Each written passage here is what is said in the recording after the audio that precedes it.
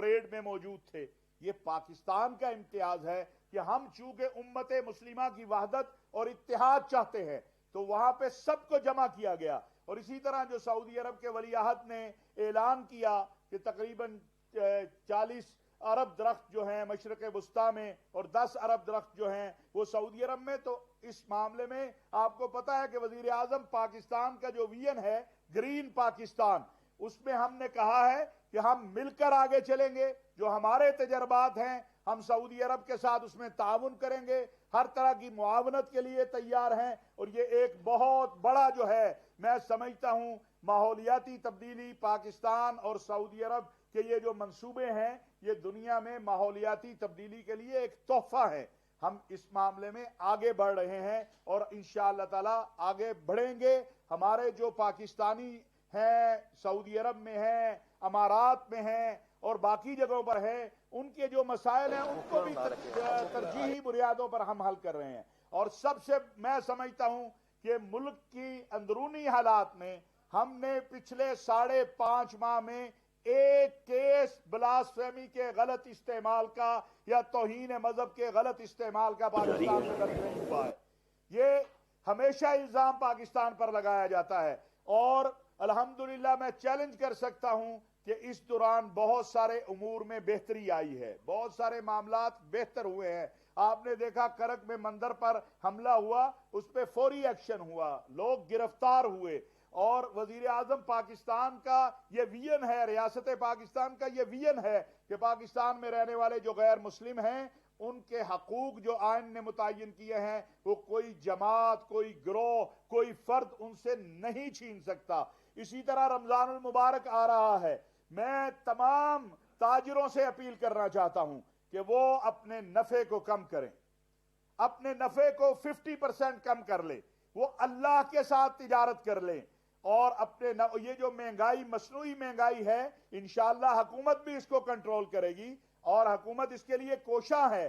وزیر اعظم پاکستان کا بہت سارا وقت جو ہے وہ اس پہ گزرتا ہے کہ مہنگائی کو کیسے کم کرنا ہے. عام آدمی مہنگائی سے متاثر ہو رہا ہے تو ہم مخیر حضرات سے، تجار سے، ان سے بھی یہ اپیل کریں گے اور عامت الناس سے بھی یہ اپیل کریں گے کہ احتیاطی تدابیر کو بھی اختیار کریں. یہ جو ماسک ہے یہ اگر آپ کے پاس نہیں ہے تو آپ رومال لے لیں. جو طبی یہ تیسری لہر بڑی خوفناک اور خالی پاکستان میں نہیں ہے.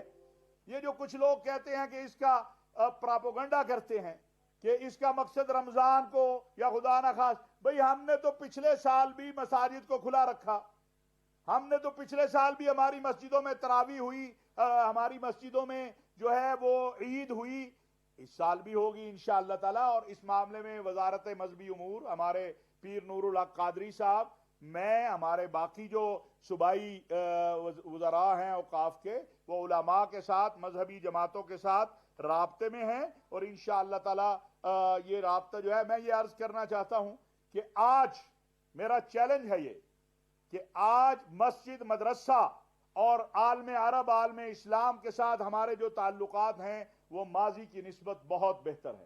مسجد مدرسہ محفوظ ہوا ہے. ناموس رسالت اور عقیدہ ختم نبوت پر جو چوکیدارہ عمران خان نے کیا ہے اقوام متحدہ سے لے کر آج تک، اس کی مثال تاریخ میں نہیں ملتی. اقوام متحدہ کی تاریخ میں جو تقریر عمران خان صاحب نے کی ہے وہ کبھی نہیں ہوئی وہاں پر.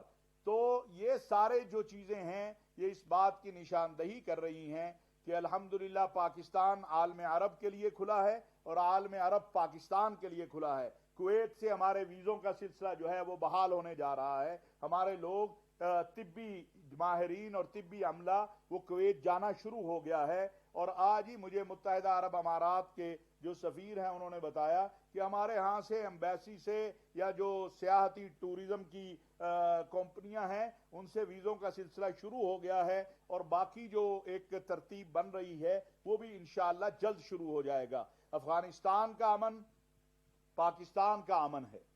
اس حوالے سے میں یہ کہنا چاہتا ہوں کہ پاکستان کے علماء نے پیغام پاکستان کے ذریعے دنیا کو ایک امن کا پیغام دیا ہے. پیغام پاکستان جو ہے وہ پاکستان کے مقتدر علماء، مشائخ، پر نے ایک متفقہ ایسی دستاویز دی ہے، اور اسلام کی تعلیمات تو پوری دنیا کے لیے ہے. ہم سمجھتے ہیں کہ اس کو قانونی شکل ملنی چاہیے اور اس کے اوپر کام ہو رہا ہے. ملک کے اندر بین المسالک بین المذاہب ہمانگی کے لیے ہر طرح کی جو ممکن کوشش ہے وہ کی جائے گی انشاءاللہ. انٹرفیتھ ہارمنی کونسل بھی، باقی بھی. تو یہ وہ حالات ہیں، یہ وہ صورتحال ہے جو الحمدللہ اس وقت عالم اسلام، عالم عرب کے حوالے سے پاکستان کی موجودہ خارجہ اور داخلہ پالیسی کے حوالے سے آپ کے سامنے جو ہے وہ میں نے بیان کی ہے اور عرض کی ہے، اس لیے کہ میں سمجھتا ہوں کہ جو چیزیں بہتر ہوئی ہیں یہ ہماری اچیومنٹ ہیں. روز اس پر تو بحث ہوتی ہے کہ فلاں چیز جو ہے سیاسی، لیکن جو پاکستان بہتری کی طرف جا رہا ہے، جو پاکستان کے لیے عالم اسلام اور عالم عرب کے ریاست پاکستان نے دروازے کھولے ہیں اور کھولے گئے ہیں، اس کی طرف بھی بات کرنا بڑی ضروری ہے. کوئی آپ بات کرنا چاہیں؟ کوئی یہ فرما دیجیے گا کہ مولانا افضل الرحمان نے کہا ہے کہ چونکہ جو ہے اپوزیشن کا اتحاد ہے، اس نے کہا ہے کہ حکومت کے خلاف نمائندہ خصوصی مولانا طاہر اشرفی اسلام آباد میں نیوز کانفرنس کر رہے ہیں. ان کا کہنا ہے کہ کرونا ویکسین شرعاً جائز ہے. علماء مشائخ نے فتویٰ دیا ہے کہ کرونا ویکسین لگوائی جائے.